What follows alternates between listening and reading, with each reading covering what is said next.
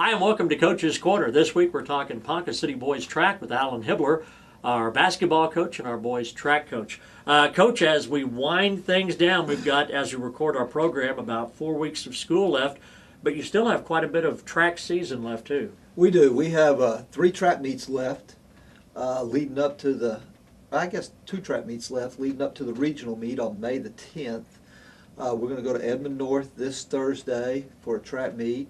And then we're off until the next Thursday, and we finish the regular season with a Stillwater track meet, the Pioneer Relays, and then we'll be off all the way to the next weekend on May 10th, Saturday.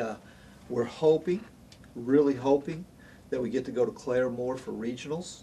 The 2 sites on the east are Claremore and Tahlequah High School, and it'd really put our kids at a disadvantage if we have to go all the way to Tahlequah just because of the driving distance to go and be there by 9:30 in the morning. So we're keeping our fingers crossed that we get assigned to the Claremore Regional, and we'll go into regionals, and hopefully we can qualify some kids for the state track meet the following weekend on the 16th and 17th at Yukon High School, which is a tremendous facility that is a state-of-the-art for track and field in Oklahoma. Let me ask you, because I'm a little bit unfamiliar with 2 track regionals on the east side. Is that because of the number of participants, or how does that work, Coach? Well, it's kind of like the basketball playoffs. We'll have 4 regional track meets statewide. We'll have 2 on the west side of the state, 2 on the east side of the state.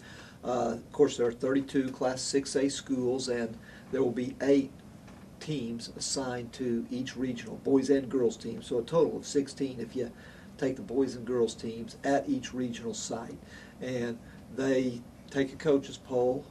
As a matter of fact, it was due on Friday. We turned it in on Friday, and we ranked the top 15 teams in the state, and they try to disperse them to the 4 regionals so it's as equitable as possible, and we get the best athletes into the state track meet. They take 16 kids to the state track meet in each event. They run 2 heats of every event, except your distance events, which are all together. But it's 16 kids that get to go, or 16 relay teams, whatever it might be. The 3 automatic qualifiers, you finish first, second, or third at a regional track meet, you are an automatic qualifier to the state track meet, which gives you a total of 12 participants. And then the next 4 fastest times, or 4 largest distance in the shot, height in the high jump, and things like that, they'll qualify the next 4. Unless there's some ties in the field events, and they can take more than 16 in the field events, but in the running events, it's 16. Unlike, say, swimming, where kids qualify all year long, track does not qualify all year long. It's just regionals. It's a one-shot deal. I mean, you really got to hope that everybody's healthy going into regionals, and that you don't have any sickness, or you don't have any injuries, and everybody's got to perform that one day. And as the track coaches, we've talked about that numerous times. Would like to have that change where we set a qualifying standard, where there's maybe 3 or 4 track meets throughout the year that are qualifying track meets. And if you run a certain time, jump a certain distance, throw a certain distance, that you can get into the state track meet that way. Because track's one of those few sports where I guess golf is like that too, with their regional tournament, where you put all your eggs in the same basket, and it's a one-shot deal. And I've seen some bad things happen, and maybe the best 400-meter relay team all year long drops the baton and doesn't even qualify for the state track meet, and and then we've lost a group of athletes that are some of the best in the state that need to be there. But and then sometimes somebody comes out of nowhere and runs a miraculous time. Was there disappointment that Ponca City didn't get a regional, Coach? Yeah, there was. We really thought we would get one. We've hosted a lot of regionals for them, and we stepped up to the plate this year. We're going to host a state golf tournament for them, and we were really shocked that we didn't. I mean, we've got great facilities here, and I think we've hosted 4 of the past 5 years, and it's really ran off smooth every year and things. And coaches really like to run on our track because it's in really good shape. It's a fast track, but they like to spread that around. And this was a year that some other schools applied to host, and they moved it. I would assume that we'll have one back next year, but and it's great for our kids too, not to have to travel to get to sleep in and things and perform in front of their home crowd. So a little disappointing, but hopefully the weather will be good and we'll perform well when we go to either Claremore or Tahlequah. When you look at your team, Coach, what are your best chances at qualifying for the state tournament? Well, we've got some kids that are performing really well right now. Our 1,600-meter relay team, which is Raylan Gaines, Jacob Birnbaum, Joey LeClaire, and Matt Vaughn. They've ran a 3:28 this year, which is right up there what it will take to get in and possibly even run on Saturday in the finals at the state track meet. They're running really, really well and just getting faster and faster with every track meet. The Booker T. Washington meet that we went to Friday, which was loaded with Tulsa teams, we took third in that, and so they're running really well. Our 3,200-meter relay team, which is Caleb Gentry, Connor Larson, Matt Vaughn, and Joey LeClaire. They've got a chance to get into the state track meet. We need to drop a few more seconds, but I think that will get in if we perform well the day we go to regionals. Heath Cromwell's been really solid for us in the pole vault and the long jump. He's cleared 12'6" in the pole vault, and he's consistently jumping over 20 feet in the long jump, which will give him a great chance to get in. And Izzy Washington has really stepped up in the shot put, and he's got an outside chance to get in as a sophomore. So, really happy with the way the kids are performing.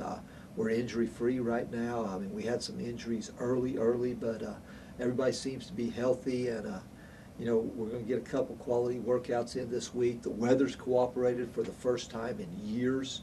I mean, we haven't missed very many days that we haven't been able to get out on the track, and that's really unusual here in Oklahoma. I mean, hopefully you can get on the track 2 to 3 days a week normally in a normal year, but the weather's been pretty warm. We haven't had a lot of rain and a lot of late snows and things, so it's been good for our program. It's a little bit after the fact, but I was at both your track meets this year, and Ponca City hosted 2 great events this year. We did.